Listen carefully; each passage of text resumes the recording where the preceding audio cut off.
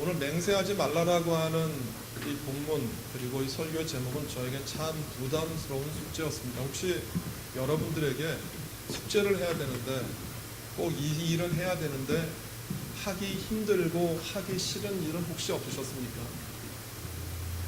그 설교 본문을 저희가 산상수를 보기 때문에 마태복음 5장, 6장, 7장을 저희들이 보게 되어지는데 앞서 있었던 그 내용들을 쭉 해오다가 오늘 본문 맹세하지 말라라고 하는 이 내용, 이 대목에 와서 제가 이렇게 턱 좀 숨이 막혔어요. 왜냐하면 뭐를 설교해야 될지 모르겠는 거예요. 설교하는 그 설교자도 어떤 본문이 이렇게 주어지면 이 본문에서 무엇을 내가 묵상하고 깨달아서 전해야 되는지 그것이 좀 들어와야 되는데 제가 읽기로는 한글 성경, 영어 성경 그리고 헬라어 버전 해가지고 정말 많이 봤어요. 수십 번 봤는데 특별히 뭘 설교해야 될지 그 인사이트가 제게 떠오르질 않아요. 그래서 고민하다가 지난 2주간 동안 다른 본문 했어요. 아무리 고민을 해도 뭘 해야 될지 잘 몰라서. 그런데 더 이상 2주를 건너뛰었는데 더 이상 넘어갈 수가 없잖아요. 그래서 이번 주에 정말 오늘 본문 어떻게 설교해야 될지 고민하면서 여러분들에게 말씀을 전합니다. 그 본문의 내용은 그렇습니다. 구약 성경에는 분명히 맹세라고 하는 그 서약이 있었습니다. 그런데 예수님께서 그 서약을 이제부터는 하지 말아라 라고 얘기를 합니다. 그 의미와 그 뜻이 무엇인지 한번 살펴보려고 합니다. 첫 번째로 구약 성경에서 가졌었던 맹세의 의미입니다. 오늘 본문에 나와 있는 그 맹세라고 하는 단어를 히브리어에서 찾으면 쉐부아예요. 그런데 이 쉐부아라고 하는 이 단어는 그 쉐바라고 하는 단어에서 파생된 말이에요. 그러니까 이 쉐바라는 뜻이 뭐였었냐면 일곱이라는 뜻이에요. 그러니까 맹세라고 하는 단어의 뜻이 뭐냐면 일곱이에요. 근데 성경에서 일곱이라고 하는 그 세븐이라고 하는 그 숫자는 하나님의 완전한 수를 가르치는 말이에요. 하나님께서 세상을 7일 동안 창조하셨잖아요. 그리고 7일이 기준이 되어서 그 희년이 되어지고 7년이 7번 반복되어서 희년이 되어지고 또 7번째 되는 해를 안식년으로 하고. 그래서 성경에서 굉장히 중요한 항목, 중요한 덕목들이 다 어떤 주기로 만들어지냐면 7이라는 주기로 만들어져요. 그래서 이 7이라는 숫자는 하나님을 상징하는 숫자예요. 그래서 이 맹세라고 하는 단어의 뜻이 뭐냐면 그 맹세의 이 맹세라는 단어가 시작된 것이 뭐냐면 하나님이라고 하는 그 완전한 숫자인 7의 기반을 두는 거예요. 그래서 내가 하는 말, 내가 지금 지키고자 하는 내용을, 약속을 반드시 지켜야 된다라고 하는 그 서약이자 확신이기도 했어요. 이 맹세를 하는 방법은 다양했어요. 오른손을 들고 하늘을 향해서 맹세를 하거나 또는 이삭을 찾을 때 아브라함이 그 종이었던 엘리에셀에게 그런 서약을 시켜요. 내 환도표 밑에 이 손을 넣어라. 그거 뭐냐면 생식기가 되는 근원이에요. 근원 밑에 네가 손을 넣어서 반드시 리브가를 이삭을 위한 아내를 찾아와라라고 하는 그러한 서약이기도 했어요. 그리고 창세기 15장에 보면 하나님과 아브라함이 그 서약을 맺을 때 쪼갠 고개 사이로 지나갔어요. 고대 근동에서는 이것이 상업계약이에요. 만약에 당신과 내가 맺은 이 서약과 그 계약을 어기면 동물이 찢어진 사이를 지나가는 것처럼 우리도 그렇게 죽는다라고 하는 것이에요. 그래서 여러 가지 방법들, 여러 가지 다양한 조건들을 통해서 이 서약을 했습니다. 그런데 이 서약을 구약 성서에서 하나님이 이스라엘 백성들에게 또 이스라엘 백성들이 하나님에게 했던 이유는 뭐겠습니까? 신명기 27장에 보면 모세가 이스라엘 백성들에게 이러한 일들은 너희들이 반드시 지켜야 돼 라고 해서 아멘 할지어다 라고 얘기해요. 아멘도 네 그렇게 하겠습니다 라고 하는 서약의 의미예요. 왜 이런 일들을 계속해서 하나님이 이스라엘 백성들에게 그리고 이스라엘 백성들이 하나님에게 했을까요? 왜 서약, 왜 맹세라는 것들을 구약 성경에서 해야만 됐을까요? 그 이유는 우리가 하는 말, 내가 약속한다고 내가 스스로 말을 하지만 그 말을 내가 지키지 못할 때가 많아요. 이유가 뭘까요? 내가 한 약속을 내가 왜 못 지킵니까? 그것은 이해관계에 따라서 다른 거예요. 만약에 내가 말을 하고 약속을 했는데 이 약속을 지키는 것이 내게 이득이 안 되고 내가 손해가 나면 그 약속 잘 지키지 않으려고 해요. 그러니까 내가 한 말이 확실하다라고 그리고 내가 한 말이 정말 할 거라고 하는 확증을 하기 위해서 누구의 앞에 맹세를 하는 거냐면 하나님 앞에, 그리고 사람들이 믿는 가장 존경하는 신 앞에 그렇게 하기도 해요. 만약에 그 신을 섬기지 않았으면, 예를 들어서 내 아내 앞에, 내 남편 앞에, 내 자녀에게, 내 부모님의 이름으로 맹세를 한다라고 해요. 그러니까 맹세를 한다라고 하는 그 이유는 뭐냐면 우리가 가지고 있는 연약함과 우리가 가지고 있는 나약함 때문에 그래요. 그래서 저도 그 예동교회 오기 전에 그렇게 생각했어요. 하나님, 만약에 제가 다시 목회할 수 있는 임지를 주시면 정말 열심히 잘하겠습니다 라고 그렇게 기도했거든요. 근데 막상 예동교회 부임을 해서 또 목회하다가 보니까 어떤 생각이 드냐면 또 딴 생각이 드는 거예요. 그러니까 사람은 화장실 갈 때하고 화장실 갔다가 나올 때의 마음이 다른 것처럼 조속간으로 변하는 게 사람의 마음이에요. 내가 가지고 있는 이해관계, 내가 가지고 있는 이득에 따라서 사람의 마음이 변하고 바뀌어져요. 그래서 하나님이 이스라엘 백성들에게 그것을 변하지 말라고, 변개치 말라라고 이러한 언약들과 맹세를 하게끔 했어요. 실제로 레위기 19장 12절에 보면 너희는 내 이름으로 거짓 맹세함으로 내 하나님의 이름을 욕되게 하지 말라, 나는 여호와니라 라고 되어 있고요. 민수기 30장 2절에 보면 이렇게 되어 있어요. 사람이 여호와께 선언하였거나 결심하고 서약하였으면 깨뜨리지 말고 그가 입으로 말한 대로 다 이행할 것이니라. 신명기 23장 21절부터 23절 보면 이렇게 되어 있어요. 내 하나님 여호와께 서언하거든 갚기를 더디하지 말라. 내 하나님 여호와께서 반드시 그것을 내게 요구하시리니 더디면 그것이 내게 죄가 될 것이라. 내가 서원하지 아니하였으면 무죄하리라. 그러나 내 입으로 말한 것은 그대로 실행하도록 유의하라. 무릇 자원한 예물은 내 하나님 여호와께 내가 서원하여 입으로 언약한 대로 행할지니라 라고 되어져 있어요. 왜 이렇게 하나님이 이스라엘 백성들에게 너희들이 맹세하고 너희들이 말한 것들은 다 지켜라 라고 얘기를 했느냐 하면 그것을 지키지 못하고 행하지 못하는 우리들의 변하는, 조속간으로 변하는 마음이 있기 때문에 그래요. 그런데 이것이 구약 성서 전체에서 흐르고 있는 하나님 앞에 우리가 약속한다라고 하는 개념이었어요. 그런데 예수님이 사역하셨던 예수님 당시에 이런 구약 성서에서 맹세했던 개념이 약간 그 의미가 바뀌어져요. 어떤 식이었었느냐 하면 이렇게 생각을 했어요. 하나님의 이름으로 맹세하지 않으면, 하나님의 이름을 거론하지 않고 내가 예를 들어서 하늘이나 땅이나 성전이나 예루살렘이나 이런 것들로 맹세를 하면 그 맹세를 지키지 않아도 된다라고 하는 규정을 만들었어요. 굉장히 독특해요. 하나님의 이름으로만 맹세하지 않고 다른 것으로 맹세하면 그것은 지키지 않아도 돼라고 하는 그런 것들이 그 당시 예수님 당시 이스라엘 사회 안에 퍼져 있었어요. 이것을 가장 극단적으로 설명한 본문이 그 마태복음 23장 16절부터 있는 말씀이에요. 우리 같이 한 절씩 좀 기니까 읽어보도록 하죠. 화 있을진저 눈먼 인도자여 너희가 말하되 누구든지 성전으로 맹세하면 아무 일 없거니와 성전의 금으로 맹세하면 지킬지라 하는도다.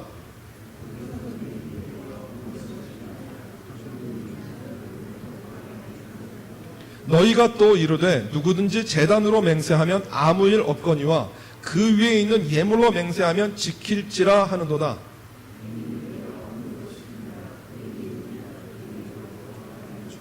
그러므로 제단으로 맹세하는 자는 제단과 그 위에 있는 모든 것으로 맹세하며 같이요. 또 하늘로 맹세하는 자는 하나님의 보좌와 그 위에 앉으신 이로 맹세함이니라. 얼마나 재밌냐면요, 이렇게 한 거예요. 너희들이 맹세할 때 성전을 걸고 맹세를 하면 지키지 않아도 돼.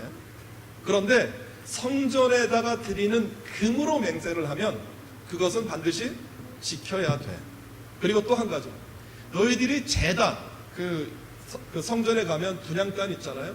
그 제단을 걸고 맹세를 하면 그건 지키지 않아도 돼. 그런데 제단 위에 드리는 제물로 맹세를 하면 너희는 그걸 지켜야 돼. 이것이 바리새인들이 맹세에 대한 가르침이에요. 어떻게 생각하세요? 여러분 보세요. 오늘 예수님이 그 얘기를 한 거예요. 성전이 중요합니까? 성전 안에 예물로 드리는 금이 중요합니까? 어떤 게 중요합니까? 성전이 훨씬 중요하죠. 자 보세요. 제단, 내 죄를 짐승이가 전가해서 내 죄를 대신해서 죽어가는 그 제단이 중요합니까? 제단 위에 올려지는 제물이 중요합니까? 뭐가 중요해요? 제단이 중요하죠. 그런데 성전에서 일하는 제사장들과 바리새인들이 뭐라고 얘기를 했느냐 하면 성전으로 맹세를 하는 것, 제단으로 맹세하는 것 지키지 않아도 돼. 그런데 그 안에다가 하나님 앞에 드리겠다고 약속했던 금으로 맹세를 하거나 그 외에 드리는 제물로 맹세하면 지켜야 돼. 누구를 위한 것이죠? 이게 하나님을 위한 게 아니라 성전에서 일하는 사람들을 위한 것이에요. 그러니까 맹세라고 하는 그 개념을 예수님 계셨던 그 당시에 완전히 오용해 버렸어요. 맹세라는 것이 하나님 앞에서 내 마음을 솔직히 드리고 헌신하는 마음인데 그것이 사람을 위한 맹세로 이용되어졌던 것이에요. 그러니까 예수님이 이러한 맹세에 대한 오용을 보면서 거기에 대해서 일침을 가하신 거예요. 그것이 오늘 본문에서 예수님께서 가르치셨던 내용이에요. 예수님께서 뭐라고 얘기하시냐면 맹세하지 마라고 얘기한 거예요. 오늘 본문 그런 의미에서 다시 한번 읽어볼게요. 마태복음 5장 33절부터 37절까지. 또 옛사람에게 말한 바 헛맹세를 하지 말고 내 맹세한 것을 주께 지키라 하였다는 것을 너희가 들었으나 나는 너희에게 이르노니 도무지 맹세하지 말지니 하늘로도 하지 말라 이는 하나님의 보좌임이요 땅으로도 하지 말라 이는 하나님의 발등상임이요 예루살렘으로도 하지 말라 이는 큰 임금의 성임이요 내 머리로도 하지 말라 이는 내가 한 터럭도 희고 검게 할 수 없음이라. 37절에 이렇게 됐어요. 오직 너희 말은 옳다 옳다 아니라 아니라 하라. 이에서 지나는 것은 악으로부터 나는 것이다 라고 얘기를 하는 거예요. 그러니까 예수님께서 구약 성서에서 맹세라고 하는 그 모든 가르침들을 전부 없애겠다라는 거예요. 구약 성서 이미 하나님께서 이스라엘 백성들과 모세 사이에 맹세했었던 굉장히 많은 언약들과 서원들인데 그것 하지 마라고 얘기하라는 거예요. 그리고 너희들 자신으로도 하지 말라라는 얘기예요. 오늘 이 얘기를 좀 살펴볼게요. 그 얘기한 거예요. 이스라엘 백성들이 그 예수님이 그런 얘기를 한 거예요. 하늘로 맹세하고 땅으로 맹세하고 그리고 그 뭘로 맹세를 했습니까? 그 예루살렘으로도 하지 말라라고 얘기를 하잖아요. 하늘로 맹세하지 말라라는 이야기는 그 하늘이 하나님의 보좌고요. 땅으로 맹세하지 마. 하나님의 발등상이고. 그리고 예루살렘으로 맹세하지 마. 그 예루살렘에는 큰 성, 하나님이 다스리는 성이기 때문에 하지 말라라는 거예요. 무슨 뜻이냐면 너희들이 말을 해놓고 책임지기 싫어서 내가 그 책임으로부터 벗어나려고 하늘로 맹세하고 땅으로 맹세하고 예루살렘으로 맹세해서 그런 것들은 하나님과 상관이 없다라고 생각을 했지. 그러나 그게 아니야. 그 하늘이 누가 창조한 거야? 그 땅이 누구의 피조물이야? 그리고 예루살렘에 누가 계셔? 무슨 얘기냐면 너희들이 내 책임을 피하겠다라고 핑계대었던 모든 대상들이 누구의 다스림 가운데 있다라는 거예요? 하나님의 다스림 가운데 있는 것이야. 네가 네 책임에서 벗어나고 싶어서 했었던 그 모든 것들 가운데서 네가 어떻게 하겠다라는 거예요? 벗어나지 못해라고 하는 거예요. 이런 거예요. 내가 이 일은 하기 싫어요. 예를 들어서 이렇게 얘기해볼게요. 우리 학생들이 있으니까 부모님이 그 앞에 있으니까 수임이한테 수임아 너 입시잖아 공부해. 그러면 수임이가 공부는 하기 싫어요. 그러면 어떻게 핑계댈까요? 내가 그 공부는 하기 싫으니까 엄마가 하는 말을 어기기는 싫고 거기에 대해서 여러 가지 덧붙이는 거예요. 아 오늘 리서치 할 게 있어. 근데 리서치 하면서 내가 뭐 하죠? 내가 내 거 보는 거예요. 그러니까 내가 내 핑계를 대면서 엄마가 말했었던 그 말은 따르지 않아도 되는 핑계거리인 거예요. 그러니까 이스라엘 백성들이 내가 이 일은 하기 싫은데 이 일을 하지 않는다라고 보이기는 싫고 이스라엘 백성들과 사람들 앞에서 이런 일은 한다라고 나타내고는 싶은데 그 일을 하기 싫은 거예요. 그런 핑계거리로 다 들었던 대상들이 있는 거예요. 우리가 살다 보면 이런 것들 굉장히 많이 있잖아요. 그런데 그 모든 것들로 네가 네 책임을 면하고 그 책임에서 벗어나겠다고 얘기했지. 그러나 네가 벗어날 수 있는 책임 있는 것들은 아무것도 없어. 이 모든 건 하나님이 다스리는 것이야. 그러면 두 번째 얘기한 거예요. 네 머리로도 하지 말라는 거예요. 여기서 말하는 머리는 진짜 머리가 아니라 우리의 능력이에요.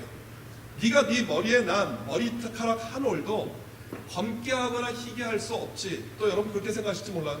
염색약 넣으면 되는데 염색약으로 묻히면 뭐 빨갛게도 하고 파랗게도 하고 내가 검게도 하고 내 마음대로 색깔 낼 수 있는데 라고 말할지 몰라.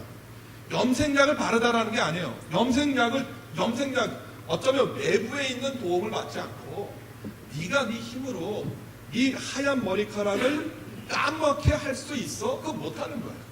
그러니까 네가 가지고 있는 능력도 자만하지 말라는 거야. 그러니까 우리가 어떤 사람들이 있느냐면 내가 맹세해. 누구를 믿는 거예요?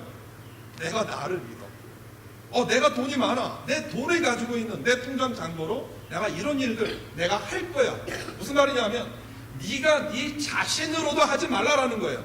너에게 있는 모든 소유, 네가 가지고 있는 능력, 네가 알고 있는 지식, 그것이 이 세상을 바꿀 수 없다라고 하는 거예요. 주님께서 오늘 어떤 얘기냐면 구약 성서에서 너희들이 맹세했던 그 모든 맹세로도 하지 말고 네 자신을 믿기 때문에 네 자신의 이름으로 다른 사람들과 약속도 하지 말라라는 거예요. 그러면 무엇으로 어떻게 하라는 얘기예요? 어떻게 하라는 얘기예요?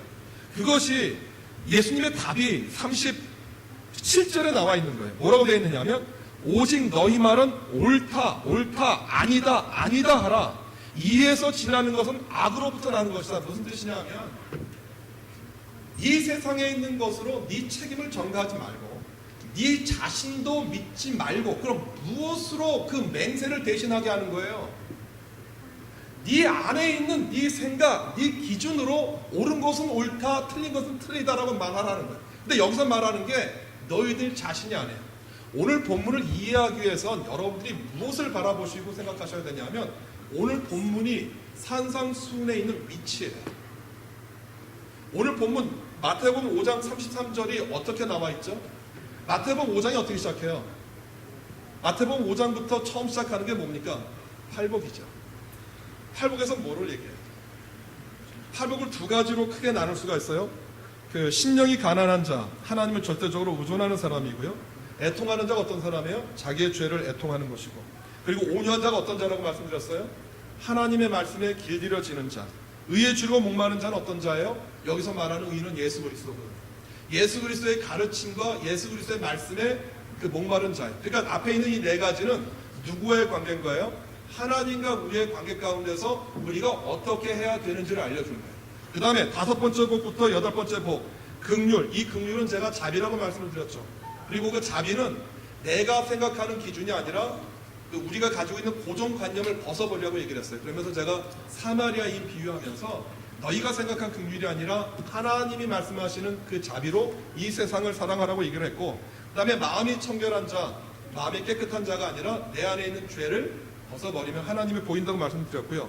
화평케 하는 자, 하나님의 임자가 우리 가운데 임해서 화평케 되는 것이고, 맨 마지막에 의를 위해 핍박받는 자, 천국이 저희 것이라고 말을 하는데, 앞선 7가지를 너희들이 이 세상에서 실천할 때 너희들이 세상과 어떻게 된다라고요? 부딪힌다라는 거예요. 그러니까 오늘 본문에 나와 있는 이 내용이 어디서부터 기원한 거냐 하면 팔복을 너희들이 이 세상에서 실천하고 이 팔복을 너희들이 이 세상에서 행할 때 그 팔복을 행하는 모습을 예수님이 2가지로 설명을 했죠. 그게 뭐예요? 너희가 팔복의 가르침을 이 세상 가운데서 실천하고 나타내는 것, 그것이 뭐예요? 그것이 너희가 이 세상에 소금과 빛이 되는 거야 라고 말을 하는 거예요. 그래서 이 소금과 빛으로 이 세상에 다가갈 때 너희들이 해야 되는 일이 한 가지 있어. 그 뒤에 나오는 산상수는 어떤 거냐 하면 예수님 이전에 있었던 구약의 모든 가르침이에요. 예수님 이전에 있었던 구약의 가르침, 율법의 가르침에서 뭐라고 돼 있니? 첫 번째로 말한 게 뭐예요? 노하지 말라는 거죠. 그 다음에 2번째로 말한 게 간음하지 말라는 거예요. 그리고 오늘 본문에 나와 있는 게 3번째 맹세에 관한 교훈이에요. 너희들이 구약 성경에서 이러한 기존의 가르침 가지고 생각했었던 그것들을 너희들이 어떤 관점에서 바라보라는 거예요?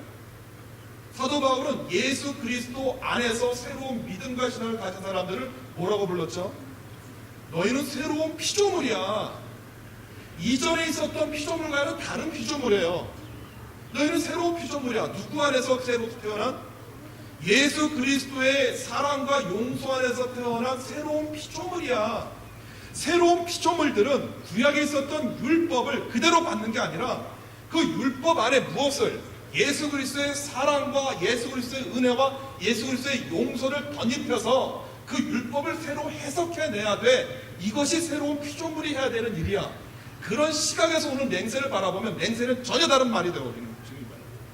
구약에 있었던 예수님, 그 하나님과 이스라엘 백성들 사이에서 있었던 맹세 괜찮아.